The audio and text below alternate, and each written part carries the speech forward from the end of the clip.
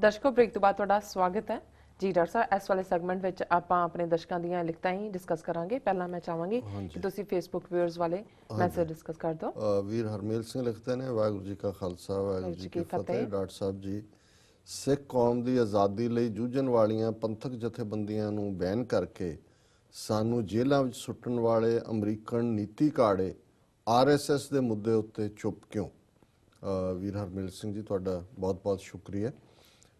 ਇਸ 'ਚ ਕੋਈ ਸ਼ੱਕ ਨਹੀਂ ਹੈ ਕਿ ਜਿਵੇਂ ਮੈਂ ਆਪਣੇ ਕਾਮੈਂਟ ਦੇ ਵਿੱਚ ਵੀ ਕਿਹਾ ਵੀ ਓਬਾਮਾ ਐਡਮਿਨਿਸਟ੍ਰੇਸ਼ਨ ਨੇ ਬਹੁਤ ਰਿਆਇਤਾਂ ਇਹਨਾਂ ਨੂੰ ਦਿੱਤੀਆਂ ਜੀ। 2002 ਤੋਂ 2014 ਤੱਕ ਮੋਦੀ ਦੇ ਉੱਤੇ ਪਾਬੰਦੀ ਸੀ, ਅਮਰੀਕਾ ਦਾ ਉਹਨੂੰ ਵੀਜ਼ਾ ਤੱਕ ਨਹੀਂ ਸੀ ਦਿੱਤਾ ਗਿਆ। ਇੰਗਲੈਂਡ ਕੈਨੇਡਾ 'ਚ ਵੀ ਉਹ ਵੀਜ਼ਾ ਵੀ ਖੋਲ੍ਹਿਆ ਗਿਆ ਜੀ, ਹੁਣ ਪ੍ਰਧਾਨ ਮੰਤਰੀ ਬਣ ਗਿਆ। ਹਾਲਾਂਕਿ ਉਹ ਚਾਹੁੰਦੇ ਤਾਂ ਉਹਦੀ ਵਿਜ਼ਿਟ ਸਿਰਫ ਨਿਊਯਾਰਕ ਤੱਕ ਰਹਿ ਸਕੇ, ਕਿਉਂਕਿ UN ਦੇ ਵਿੱਚ ਆਉਣ ਦੇ ਲਈ ਉਹ ਨਹੀਂ ਰੋਕ ਸਕਦੇ। UN ਸਾਂਝੀ ਹੈ, ਉਹਦੇ 'ਚ ਇਵਨ ਫਿਡਾਲ ਕਾਸਟਰੋ ਵੀ ਆਇਆ, ਯਾਸਰ ਅਰਾਫਾਤ ਵੀ ਆਇਆ ਜੀ। ਲੇਕਿਨ ਉਹਨੂੰ ਵਾਈਟ ਹਾਊਸ 'ਚ ਜਿਵੇਂ ਰੈੱਡ ਕਾਰਪੇਟ ਵੈਲਕਮ ਦੇਣਾ ਔਰ ਜਿਵੇਂ ਫਿਰ ਰਿਪੀਟਡਲੀ ਇਹ ਸਾਰੇ ਨੂੰ ਇਗਨੋਰ ਕਰਨਾ, ਉਹਦਾ ਹੀ ਨਤੀਜਾ ਹੈ ਵੀ ਉਹਨਾਂ ਦੇ ਹੌਸਲੇ ਅੱਜ ਇਸ ਹੱਦ ਤੱਕ ਵਧੇ ਨੇ ਕਿ ਹੁਣ UP ਦੇ ਵਿੱਚ ਉਹਨਾਂ ਨੇ ਸਿੱਧੇ ਤੌਰ 'ਤੇ ਜਿਹੜਾ ਉਸ ਕਿਸਮ ਦੇ ਗੁੰਡਿਆਂ ਨੂੰ ਚੀਫ ਮਿਨਿਸਟਰ ਬਣਾਇਆ। ਔਰ RSS ਦੇ ਖਿਲਾਫ ਵੀ ਹਾਲਾਂਕਿ ਇਸ ਬਾਰੇ ਜਿਹੜੀਆਂ ਇੱਥੇ ਕੁਛ ਈਵਨ ਯੂਨੀਵਰਸਿਟੀ ਪ੍ਰੋਫੈਸਰਸ ਔਰ ਜਿਹੜੇ ਬੇਸ਼ੱਕ ਕੋਈ ਆਪਣੇ ਆਪ ਨੂੰ ਸੈਕੂਲਰ ਕਹਿਣ ਵਾਲੇ ਲੋਕ ਨੇ, ਉਹਨਾਂ ਨੇ ਪੈਟੀਸ਼ਨਸ ਵੀ ਕੀਤੀਆਂ ਕਿ ਕਿਵੇਂ RSS ਉੱਥੇ ਕੀ ਕਰ ਰਿਹਾ ਔਰ ਇਹਨਾਂ ਨੂੰ ਕਿਹੜਾ ਨਹੀਂ ਪਤਾ। ਹੁਣ ਜੇ US ਸਰਫ ਦੀ ਰਿਪੋਰਟ ਜਿਹੜੀ ਹੈ ਉਹਦੇ 'ਚ ਸਾਬਤ ਕੀਤਾ ਉਹਨਾਂ ਨੇ ਕਿ ਕੀ ਉੱਥੇ RSS ਔਰ ਉਹਦੀਆਂ ਜਿਹੜੀਆਂ ਅੱਗੋਂ ਜਥੇਬੰਦੀਆਂ ਨੇ ਉਹ ਕੀ ਕਰ ਰਹੀਆਂ, ਕੋਈ ਭੁਲੇਖਾ ਨਹੀਂ ਹੈ। ਲੇਕਿਨ ਇਸ ਦੇ ਉਲਟ ਅੱਜ ਵੀ ਜਦੋਂ ਇਹ ਗੱਲ ਕਰ ਰਹੇ ਹਾਂ ਤੇ ਅਜੀਤ ਡੋਵਲ ਜਿਹੜਾ ਭਾਰਤ 'ਚ ਖੁਫੀਆ ਏਜੰਸੀਆਂ ਦਾ ਮੁਖੀਆ ਹੈ, ਅਸਲ ਦੇ ਵਿੱਚ ਰੀਅਲ ਸਭ ਤੋਂ ਵੱਡਾ ਏਜੰਟ ਏਜੰਸੀਆਂ ਦਾ ਜਿਹੜਾ ਹੈ, ਜਿਹਨੇ ਅੱਗੋਂ ਏਜੰਟ ਉਹੀ ਹੈ, ਉਹ ਅੱਜ ਵਾਈਟ ਹਾਊਸ ਦੇ ਵਿੱਚ ਅਮਰੀਕਾ ਦੇ ਆਪਣੇ ਕਾਊਂਟਰ ਪਾਰਟ ਦੇ ਨਾਲ ਗੱਲਬਾਤ ਕਰ ਰਿਹਾ ਹੈ ਕਿ ਜੀ ਦੋਨਾਂ ਦੇਸ਼ਾਂ ਦੇ ਵਿੱਚ ਜਿਹੜੀ ਦਹਿਸ਼ਤਗਰਦੀ ਹੈ ਇਸ ਨੂੰ ਕਿਵੇਂ ਰੋਕਣਾ। ਸੋ ਜ਼ਾਹਰ ਹੈ ਅਜੀਤ ਡੋਵਲ ਦਾ ਕੀ ਏਜੰਡਾ ਹੋਏਗਾ, ਉਹ ਅੱਜ ਵਾਸ਼ਿੰਗਟਨ ਦੇ ਵਿੱਚ ਆ ਕੇ ਬੈਠਾ ਹੋਇਆ। ਔਰ ਅਸੀਂ ਸਮਝਦੇ ਹਾਂ ਕਿ ਵੀ ਇਹ ਬੇਸ਼ੱਕ ਰਾਮਚਰਨ ਗੁਹਾ ਵਰਗੇ ਜਿਹੜੇ ਹਿੰਦੂ ਹਿਸਟੋਰੀਅਨ ਨੇ ਉਹਨਾਂ ਦਾ ਇਹ ਕਹਿਣਾ ਕਿ ਜਿਹੜੀ ਹਿੰਦੂ ਦਹਿਸ਼ਤਗਰਦੀ ਹੈ, ਹਿੰਦੂਤਵੀ ਦਹਿਸ਼ਤਗਰਦੀ, ਇਹ ਇਸਲਾਮਿਕ ਜਿਹੜੇ ਰੈਡੀਕਲਸ ਨੇ ਉਹਨਾਂ ਨਾਲੋਂ ਵੀ ਜ਼ਿਆਦਾ ਖਤਰਨਾਕ ਹੈ। ਪਰ ਦੇਖੋ ਹੁਣ ਡੋਨਲਡ ਟਰੰਪ ਦਾ ਆਪਣਾ ਕੀ ਹਾਲ ਹੁੰਦਾ ਹੈ ਇਹ ਤਾਂ ਪਤਾ ਉਹ ਨਹੀਂ ਹੈ, ਲੇਕਿਨ ਇਹਦੇ 'ਚ ਕੋਈ ਸ਼ੱਕ ਨਹੀਂ ਹੈ ਵੀ ਅਮਰੀਕਨਾਂ ਨੇ RSS ਨੂੰ, ਔਰ ਇਹ RSS ਇੱਕ ਦਹਿਸ਼ਤਗਰਦ ਜਥੇਬੰਦੀ ਐਲਾਨੀ ਜਾਣੀ ਚਾਹੀਦੀ ਹੈ, ਇਹਦੇ 'ਚ ਕੋਈ ਦੋ ਰਾਵਾਂ ਨਹੀਂ ਨੇ। ਬਾਕੀ ਮੈਂ ਸਮਾਂ ਸੀਮਾ ਦੇਖਦੇ ਹਾਂ, ਜੁਝਾਰ ਵਿਰਕ, ਹਰਦੀਪ ਸਿੰਘ ਮਾਲ, ਨਿੰਦਰ ਸਿੰਘ, ਕੁਲਜੀਤ ਸਿੰਘ, ਐਮਬੈਸੀ ਖਾਲਿਸਤਾਨ, ਮਨਵਿੰਦਰ ਸਿੰਘ ਖਾਲਸਾ, ਸਰਬਜੀਤ ਸਿੰਘ ਸਰਬ, ਗੁਰਸ਼ਰਨ ਸਿੰਘ, ਇਹਨਾਂ ਸਾਰਿਆਂ ਨੇ ਫਤਿਹ ਅਰਜ਼ ਕੀਤੀ ਹੈ। ਵਾਹਿਗੁਰੂ ਜੀ ਕਾ ਖਾਲਸਾ ਵਾਹਿਗੁਰੂ ਜੀ ਕੀ ਫਤਿਹ। ਜੀ ਡਾਕਟਰ ਸਾਹਿਬ, ਸਾਡੇ ਕੋਲ ਰਵਿੰਦਰ ਸਿੰਘ ਰਾਈ ਦਾ ਮੈਸੇਜ ਆਇਆ। ਇਹ ਲਿਖਦੇ ਹਨ, ਪਿਆਰੇ ਸੱਜਣੋ, 23 ਮਾਰਚ ਨੂੰ ਸ਼ਹੀਦ ਭਗਤ ਸਿੰਘ ਦਾ ਸ਼ਹੀਦੀ ਦਿਨ ਸੀ। ਸਰਕਾਰ ਅਤੇ ਕਾਮਰੇਡਾਂ ਨੇ ਜ਼ੋਰ ਸ਼ੋਰ ਨਾਲ ਮਨਾਉਣ ਦੀਆਂ ਤਿਆਰੀਆਂ ਵਿੱਢੀਆਂ, ਪਰ ਇਸੇ ਮਹੀਨੇ 25 ਮਾਰਚ 1915 ਨੂੰ ਗਦਰ ਲਹਿਰ ਦੇ ਯੋਧੇ ਰਹਿਮਤ ਅਲੀ ਵਜੀਦਕੇ, ਲਾਲ ਸਿੰਘ ਸਾਬਾਨਾ, ਜਗਤ ਸਿੰਘ ਬਿੰਜਲ, 27 ਮਾਰਚ 1915 ਨੂੰ ਬਾਬੂ ਕਾਸ਼ੀਰਾਮ, ਬਖਸ਼ੀਸ਼ ਸਿੰਘ, ਜੀਵਨ ਸਿੰਘ ਧੋਲੇਵਾਲ, ਧਿਆਨ ਸਿੰਘ ਉਮਰਾਪੁਰ ਲਾਹੌਰ ਜੇਲ੍ਹ ਵਿੱਚ ਫਾਂਸੀ ਲੱਗੇ ਸਨ। 29 ਮਾਰਚ 1917 ਨੂੰ ਵੈਨਕੂਵਰ ਗੁਰਦੁਆਰੇ ਦੀ ਗ੍ਰੰਥੀ ਤੇ ਗਦਰ ਲਹਿਰ ਦੇ ਆਗੂ ਭਾਈ ਸਾਹਿਬ ਭਾਈ ਬਲਵੰਤ ਸਿੰਘ ਖੁਰਦਪੁਰ ਲਾਹੌਰ ਜੇਲ੍ਹ ਵਿੱਚ ਫਾਂਸੀ ਲੱਗੇ ਸਨ, ਪਰ ਇਹ ਯੋਧੇ ਕਿਸੇ ਦੇ ਯਾਦ ਚੇਤੇ ਵੀ ਨਹੀਂ ਹਨ। ਸਨ 2000 ਵਿੱਚ ਸ਼ਹੀਦ ਭਗਤ ਸਿੰਘ ਬਾਰੇ ਕਾਮਰੇਡਾਂ ਅਤੇ ਸਿੱਖ ਚਿੰਤਕਾਂ ਵਿਚਕਾਰ ਪੰਜਾਬੀ ਟ੍ਰਿਬਿਊਨ ਦੇ ਪੰਨਿਆਂ ਤੇ ਬਹਿਸ ਚੱਲੀ ਸੀ, ਜਿਸ ਵਿੱਚ ਹਰਿੰਦਰ ਸਿੰਘ ਮਹਿਬੂਬ, ਸਰਦਾਰ ਗੁਰਤੇਜ ਸਿੰਘ, ਕਰਮਜੀਤ ਸਿੰਘ ਤੇ ਡਾਕਟਰ ਗੁਰਦਰਸ਼ਨ ਸਿੰਘ ਢਿੱਲੋਂ ਆਦਿ ਸ਼ਾਮਲ ਸਨ। ਬਾਅਦ ਵਿੱਚ ਇਸ ਬਹਿਸ ਦੀ ਕਿਤਾਬ ਛਪੀ ਸੀ। ਭਾਵੇਂ ਇਹ ਕਿਤਾਬ ਭਗਤ ਸਿੰਘ ਦੀ ਸ਼ਖਸੀਅਤ, ਉਸ ਦੀ ਜਥੇਬੰਦੀ ਵਿਚਾਰਧਾਰਾ ਅਤੇ ਰਣਨੀਤੀ ਦੀ ਤਾਂ ਬਹੁਤੀ ਚੀਰ-ਫਾੜ ਨਹੀਂ ਕਰਦੀ, ਪਰ ਭਗਤ ਸਿੰਘ ਤੇ ਲਾਲਾ ਲਾਜਪਤ ਰਾਏ ਬਾਰੇ ਕਾਫੀ ਜਾਣਕਾਰੀ ਮਿਲਦੀ ਹੈ। ਉਸ ਵਕਤ ਇਸ ਬਹਿਸ ਤੋਂ ਖਫਾ ਹੋ ਕੇ ਕਾਮਰੇਡਾਂ ਨੇ ਸਰਦਾਰ ਕਪੂਰ ਸਿੰਘ ਦੀ ਸਾਚੀ ਸਾਖੀ ਦੀਆਂ ਕਾਪੀਆਂ ਵੀ ਸਾੜੀਆਂ ਸਨ। ਇਹ ਕਿਤਾਬ ਪੜ੍ਹਨ ਯੋਗ ਹੈ, ਪਰ ਲੰਬੇ ਸਮੇਂ ਤੋਂ ਆਊਟ ਆਫ ਪ੍ਰਿੰਟ ਹੈ। ਗੁਰਤੇਜ ਸਿੰਘ ਨੂੰ ਕਈ ਵਾਰ ਛਪਾਉਣ ਦੀ ਬੇਨਤੀ ਕਰ ਚੁੱਕੇ ਹਾਂ, ਪਤਾ ਨਹੀਂ ਉਹ ਹਾਂ ਕਰਕੇ ਫਿਰ ਕਿਉਂ ਘੋਲ ਕਰ ਜਾਂਦੇ ਹਨ। ਇਹ ਕਿਤਾਬ ਜਲਦੀ ਛਪਣੀ ਚਾਹੀਦੀ ਹੈ, ਇਸ ਦੀ ਫੌਰੀ ਲੋੜ ਹੈ। ਜੀ ਡਾਕਟਰ ਸਾਹਿਬ। ਵੀਰ ਰਾਜਵਿੰਦਰ ਸਿੰਘ ਰਾਹੀ ਜੀ ਦਾ ਬਹੁਤ ਬਹੁਤ ਸ਼ੁਕਰੀਆ। ਇਹ ਖੁਦ ਜਾਣੇ ਮਾਨੇ ਲੇਖਕ ਨੇ ਜੀ, ਔਰ ਬੜੀ ਖੋਜ ਦੇ ਨਾਲ ਇਹਨਾਂ ਨੇ ਤੱਥ ਸਾਹਮਣੇ ਲਿਆਂਦੇ ਨੇ। ਨਵੰਬਰ 84 ਦੀ ਨਸਲਕੁਸ਼ੀ ਦੇ ਉੱਤੇ ਵੀ ਇਹਨਾਂ ਦਾ ਬੜਾ ਮਾਸਟਰਪੀਸ ਜਿਹੜਾ ਹੈ ਉਹ ਲਿਖਤ ਹੈ ਸਾਰੀ ਜੀ।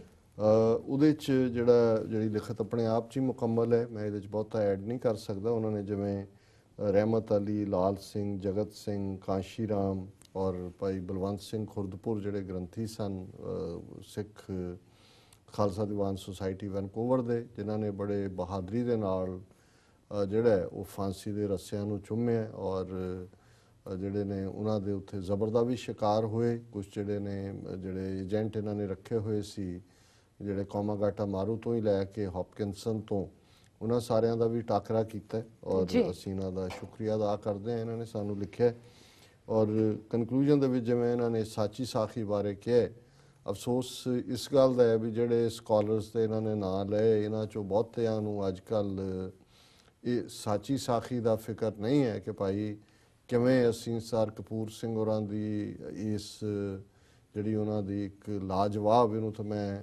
ਇਹ ਕਹਿੰਦਾ ਕਿ ਵੀ ਅਸੀਂ ਖਾਲਿਸਤਾਨ ਦਾ ਕੇਸ ਹੀ ਬਿਲਟ ਨਹੀਂ ਕਰ ਸਕਦੇ ਜੇ ਸਾਚੀ ਸਾਖੀ ਦੀ ਐਵੀਡੈਂਸ ਜਿਹਦੇ 'ਚ ਕਿ ਅੰਗਰੇਜ਼ਾਂ ਦੀਆਂ ਆਫਰਸ ਖਾਲਿਸਤਾਨ ਲਈ, ਅਕਾਲੀ ਲੀਡਰਾਂ ਦੀਆਂ ਬੇਈਮਾਨੀਆਂ ਔਰ 47 ਤੋਂ ਬਾਅਦ ਜਿਵੇਂ ਜੋ ਸਲੂਕ ਨਹਿਰੂ, ਪਟੇਲ, ਦੂਜਿਆਂ ਨੇ ਸਿੱਖ ਕੌਮ ਨਾਲ ਕ੍ਰਿਮੀਨਲ ਟਰਾਈਬ ਤੋਂ ਲੈ ਕੇ ਸ਼ੁਰੂ ਕੀਤਾ। ਪਰ ਸਾਡੇ ਬਹੁਤੇ ਸਕਾਲਰ ਤਾਂ ਦਸਮ ਗ੍ਰੰਥ ਦਾ ਮੁੱਦਾ ਹੀ ਇਹਨਾਂ ਨੂੰ ਲਾਈਫ ਐਂਡ ਡੈਥ ਮੁੱਦਾ ਲੱਗਦਾ, ਜਿਹੜੇ ਚੈਲੰਜ ਨੇ ਸਾਡੇ ਗੁਲਾਮੀ ਦੇ ਸੰਗਲ ਪਏ ਔਰ ਕੌਮ ਨੂੰ ਇਕਜੁੱਟ ਕਰਕੇ ਅੱਜ ਆਪਣੀ ਸਰਵਾਈਵਲ ਦੇ ਲਈ ਕਰਨ ਦਾ। ਔਰ ਮੈਂ ਇਹ ਜ਼ਰੂਰ ਅਪੀਲ ਕਰਾਂਗਾ ਵੀ ਉਹ ਛਾਪਦੇ ਨੇ ਜਾਂ ਨਹੀਂ ਛਾਪਦੇ, ਇਸ ਤੋਂ ਪਹਿਲਾਂ ਵੀ ਸਾਚੀ ਸਾਖੀ ਜਦੋਂ ਪਹਿਲੀ ਵਾਰ ਆਈ, ਆਰੀਆ ਸਮਾਜੀਆਂ ਨੇ ਬੜਾ ਰੌਲਾ ਪਾਇਆ ਕਿਉਂਕਿ ਲਾਜਪਤ ਰਾਏ ਦਾ ਉਹਦੇ 'ਚ ਸੀ ਕਿ ਵੀ ਐਵੇਂ ਜਾਲੀ ਜਿਹਾ ਸ਼ਹੀਦ ਹੈ ਔਰ ਉਦੋਂ ਬੈਨ ਕਰਤਾ। ਔਰ ਉਦੋਂ ਪੰਜਾਬ ਦੇ ਵਿੱਚ ਦੌਰਾ ਸੀ, ਟੌੜੇ ਨੇ ਚਲੋ ਇੱਕ ਕੰਮ ਚੰਗਾ ਕੀਤਾ, ਸ਼੍ਰੋਮਣੀ ਕਮੇਟੀ ਵੱਲੋਂ ਛਾਪੀ, ਪਰ ਉਦੋਂ ਇੱਕ ਐਫਰਟ ਕੈਨੇਡਾ ਦੇ ਵਿੱਚ ਜਿਹੜੀਆਂ ਸਿੱਖ ਜਥੇਬੰਦੀਆਂ ਸੀ ਉਹਨਾਂ ਨੇ ਸਾਚੀ ਸਾਖੀ ਨੂੰ ਵੱਡੇ ਪੈਮਾਨੇ ਦੇ ਉੱਤੇ ਸਰਕੂਲੇਟ ਕੀਤਾ। ਸੋ ਅਸੀਂ ਸਮਝਦੇ ਹਾਂ ਕਿ ਮੈਨੂੰ ਨਹੀਂ ਸੀ ਪਤਾ ਇਹ ਕਿ ਬਈ ਇਹ ਆਊਟ ਆਫ ਪ੍ਰਿੰਟ ਹੈ ਜਾਂ ਹੁਣ ਛਾਪਣ ਤੋਂ ਇਨਕਾਰੀ ਨੇ।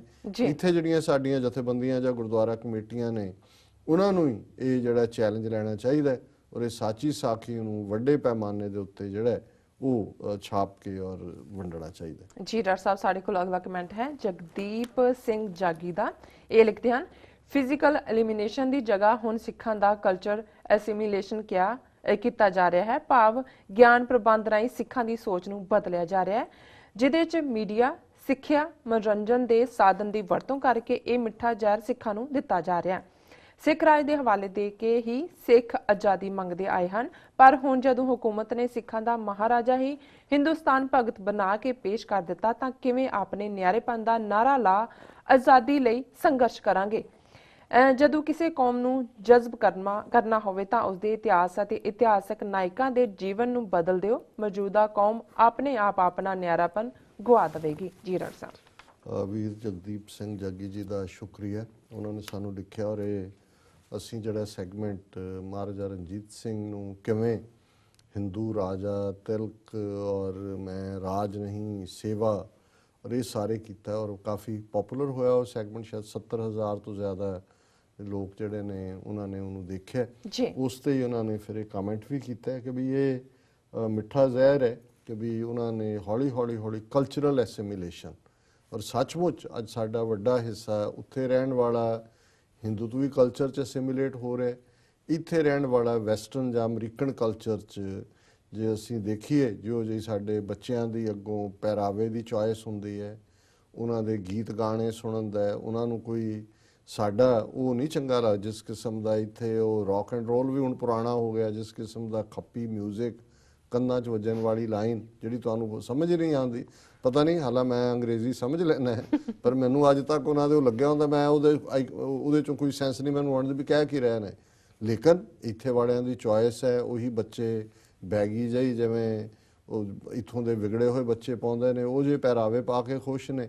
ਸੋ ਇਹ ਕਲਚਰਲ ਐਸੀਮੀਲੇਸ਼ਨ ਹੈ, ਤੁਸੀਂ ਜਿੰਨਾ ਮਰਜ਼ੀ ਯਤਨ ਕਰੋ ਉਹਨਾਂ ਨੂੰ ਉਸ ਦੇ ਵਿੱਚੋਂ ਕੰਫਰਟੇਬਲ ਹੁੰਦੇ ਨੇ।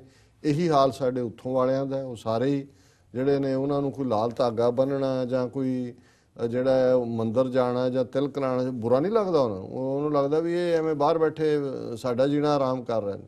ਸੋ ਕੁੱਲ ਮਿਲਾ ਕੇ ਔਰ ਇਸੇ ਤਰ੍ਹਾਂ ਜਿਵੇਂ ਜਿਵੇਂ ਉਹਨਾਂ ਨੇ ਹੁਣ ਹਿਸਟਰੀ ਨੂੰ ਹੱਥ ਪਾਇਆ ਹੈ ਜੀ ਔਰ ਸਾਡੇ ਗੋਬਿੰਦਗੜ੍ਹ ਫੋਰਟ ਨੂੰ ਤਾਂ ਉਹਨਾਂ ਨੇ ਬੈਂਕੁਏਟ ਹਾਲ ਬਣਾ ਦਿੱਤਾ ਹੈ ਔਰ ਮਹਾਰਾਜਾ ਜਿਹੜਾ ਹੁਣ ਉਹ ਤਿਲਕ ਲਾ ਕੇ ਤਾਂ ਦੂਜਾ ਸੇਵਾ ਕਰੇਗਾ, ਅਖੰਡ ਭਾਰਤ ਬਣਾਏਗਾ, ਅਖੰਡ ਪੰਜਾਬ ਬਣਾਏਗਾ।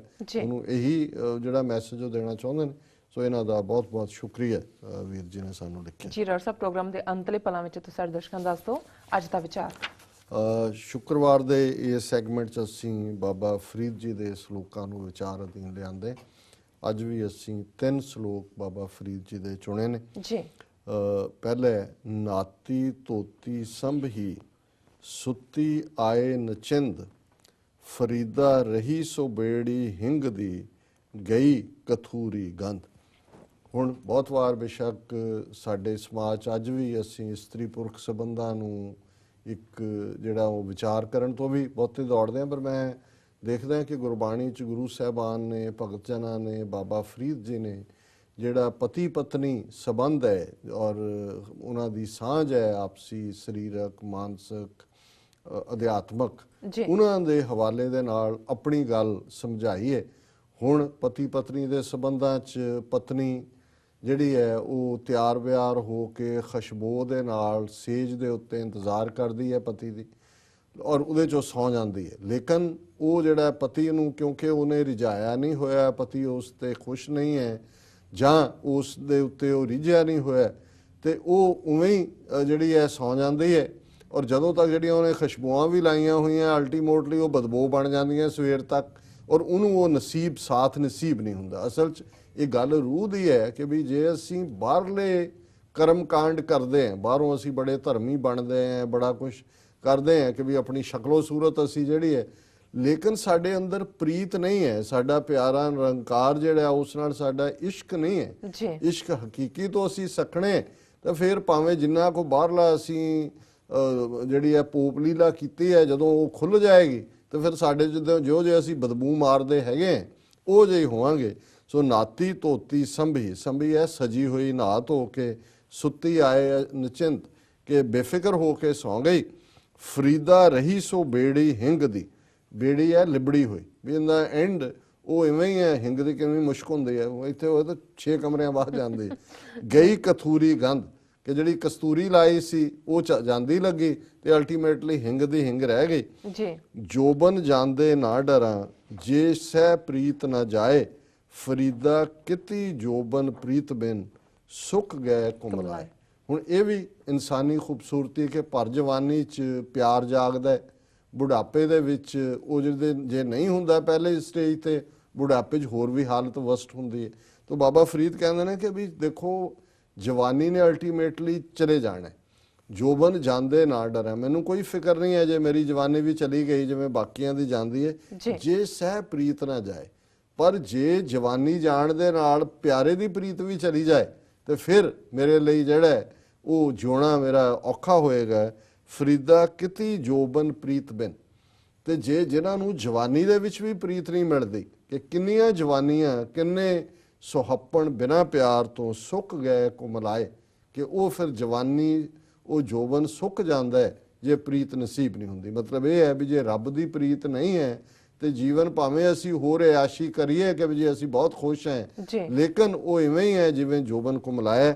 ਤੇ ਅਖੀਰਲਾ ਸ਼ਲੋਕ ਹੈ ਫਰੀਦਾ ਚਿੰਤ ਖਟੋਲਾ ਵਾਣ ਦੁੱਖ ਬਿਰਹਿ ਵਿਛਾਵਣ ਲੇਫ ਇਹੋ ਹਮਾਰਾ ਜੀਵਣਾ ਤੂੰ ਸਾਹਿਬ ਸੱਚੇ ਵੇਖ।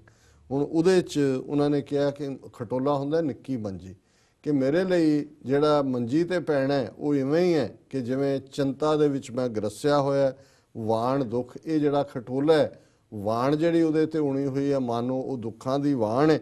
ਬਿਰਹਿ ਵਿਛਾਵਣ ਲੇਫ, ਜਿਹੜੀ ਉਹਦੇ ਤੇ ਤਲਾਈ ਹੈ ਉਹ ਵਿਛੋੜ ਹੈ। ਔਰ ਇਹੋ ਹਮਾਰਾ ਜੀਵਣਾ ਤੂੰ ਸਾਹਿਬ ਸੱਚੇ ਵੇਖ। ਹੁਣ ਇਹਨਾਂ ਨੂੰ ਇਹ ਤਿੰਨੋਂ ਹੀ ਮੈਟਾਫਰ ਇਸ ਗੱਲ ਦਾ ਸਬੂਤ ਨੇ ਕਿ ਰੱਬ ਤੋਂ ਬਿਨਾਂ, ਰੱਬ ਦੀ ਯਾਦ ਤੋਂ ਬਿਨਾਂ ਹੁਣ ਤਲਾਈ ਜਿਹੜੀ ਹੈ ਉਹ ਬਿਰਹ ਹੈ, ਕਿ ਵੀ ਵਿਛੋੜ ਹੈ। ਤੇ ਜੇ ਰੱਬ ਨਾਲ ਵਿਛੋੜਾ ਪਿਆ ਤੇ ਮਨ ਨੂੰ ਤਲਾਈ ਵੀ ਜਿਹੜੀ ਹੈ ਉਹ ਬਿਰਹਾ ਕੁੱਕਦੀ ਹੈ, ਉਸ ਦੇ ਉੱਤੇ ਵਾਣ ਜਿਹੜਾ ਹੈ ਮੰਜੀ ਦੇ ਉੱਤੇ ਉਹ ਵੀ ਦੁੱਖਾਂ ਦਾ ਹੈ, ਔਰ ਖਟੋਲਾ ਜਿਹੜਾ ਉਹ ਵੀ ਨਿੱਕੀ ਮੰਜੀ ਚਿੰਤਾ ਹੈ। ਫਿਰ ਚਿੰਤਾ ਫਿਕਰ ਔਰ ਵਿਛੋੜਾ ਇਸ ਦੇ ਵਿੱਚ ਜਿਉਣਾ ਜਿਹੜਾ ਹੈ, ਉਹ ਇਵੇਂ ਹੀ ਹੈ ਕਿ ਇਹੋ ਹਮਾਰਾ ਜੀਵਨ ਤੂੰ ਸਾਹਿਬ ਸੱਚੇ ਵੇਖ। ਸੋ ਇਹ ਅੱਜ ਦਾ ਵਿਚਾਰ। ਜੀ ਡਾਕਟਰ ਸਾਹਿਬ, ਤੁਹਾਡਾ ਬਹੁਤ ਬਹੁਤ ਸ਼ੁਕਰੀਆ। ਤੁਸੀਂ ਅੱਜ ਦੇ ਅਹਿਮ ਇਸ਼ੂ ਤੇ ਅੱਜ ਦਾ ਵਿਚਾਰ ਸਾਡੇ ਦਰਸ਼ਕਾਂ ਨਾਲ ਸਾਂਝਾ ਕੀਤਾ ਹੈ। ਇਸ ਦਿਨ ਆਪਣੇ ਵਿਊਅਰਸ ਕੋਲ ਲੈਣੇ ਇਜਾਜ਼ਤ। ਵਿਊਅਰਸ, ਸਾਡੇ ਪ੍ਰੋਗਰਾਮ ਦਾ ਸਮਾਂ ਇੱਥੇ ਸਮਾਪਤ ਹੁੰਦਾ। ਤੁਸੀਂ ਆਪਣੀ ਰਾਏ ਤੇ ਸੁਝਾਅ ਸਾਨੂੰ ਭੇਜਣਾ ਨਾ ਭੁੱਲਣਾ। ਸਾਡੇ ਇਸ ਪਤੇ ਤੇ sos@tvg4.tv ਤੇ ਅਸੀਂ ਆਪਣਾ ਪ੍ਰੋਗਰਾਮ ਲੈ ਕੇ ਫਿਰ ਦੁਬਾਰਾ ਹਾਜ਼ਰ ਹੋਵਾਂਗੇ। ਤਦ ਤੱਕ ਲਈ ਮੈਨੂੰ ਤੇ ਆਪਣਾ ਸੁਣਾ ਗਿਆ ਦਿਓ। ਦੇਖਦੇ ਰਹੋ TV 84। ਬੁਲਾ ਦਿਓ ਫਤਿਹ। ਵਾਹਿਗੁਰੂ ਜੀ ਕਾ ਖਾਲਸਾ, ਵਾਹਿਗੁਰੂ ਜੀ ਕੀ ਫਤਿਹ।